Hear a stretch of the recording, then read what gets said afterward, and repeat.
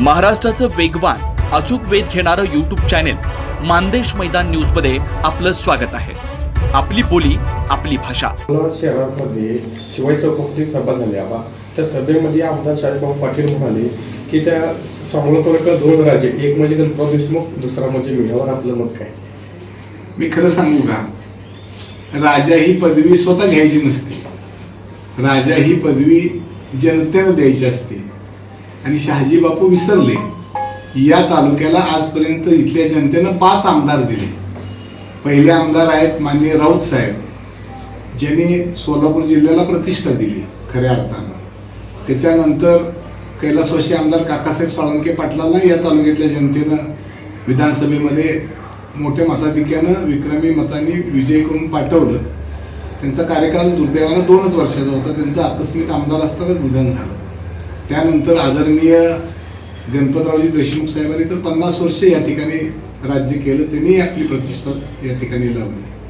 त्याच्यानंतर आदरणीय बापूंनी 10 वर्ष या ठिकाणी विधानसभेचं प्रतिनिधित्व केलं.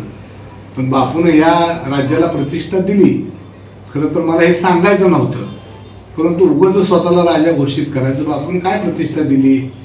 निवडणुकीच्या अगोदर बापू नगरमधनं दरोड्याच्या आरोपाखाली पोलीस गाडीत अर्ज भरायला आले. ही प्रतिष्ठा बापून आपल्या तालुक्याला दिली. आणि राजा कशासाठी म्हणायचे स्वतःला? जनतेनं राजा म्हणू द्या, आम्ही मान्य करू, आम्ही मुजरा घालत जाऊ चिकमोहनला, पण जनतेनं म्हणायला पाहिजे. उगून मीच उद्या मला राजा म्हणायला लागलो तर ते योग्य वाटत नाही. आणि बापूला काय बोलायची कशी सवय आहे. त्यामुळे बापूच्या बोलण्याकडे सांगोला तालुक्यातली जनता किती गांभीर्याने घेते आम्हाला चांगलं माहिती आहे. बापूंनी जो निधी मंजूर केलेला आहे, बापू बोलतात, त्याच्याबद्दल आपलं काय मत आहे? बापूंच्या निधी 100%, बापूंच्या इतका निधी 50 वर्षात सुद्धा आला नाही. पण त्याचा खरा हिशोब फक्त दोघांनाच माहित आहे. एक बापूला आणि एक आमच्या रफिक भाई नदाफला. त्यांनी त्याचा हिशोब द्यावा जनतेच्या पुढे. आम्ही कशाला देऊ? आणि अजून त्या सभेमध्ये रफिक नदाफनं हिशोब वाचून दाखवला असं मत आहे त्यांचं आलेल्या निधीचा.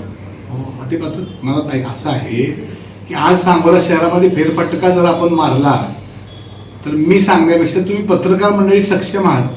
तुम्ही जरा सांगोल्याचा फेरफटका मारा आणि आलेले कोट्यावधी रुपये नेमके कुठे गेले, त्याच्या काय खरेद्या झाल्या, कुठं कुठं काय काय झालं, हे तुम्हीच मंडळींनी बघून सांगावं. आणि हे आता मी सौम्य भाषेत सांगतोय.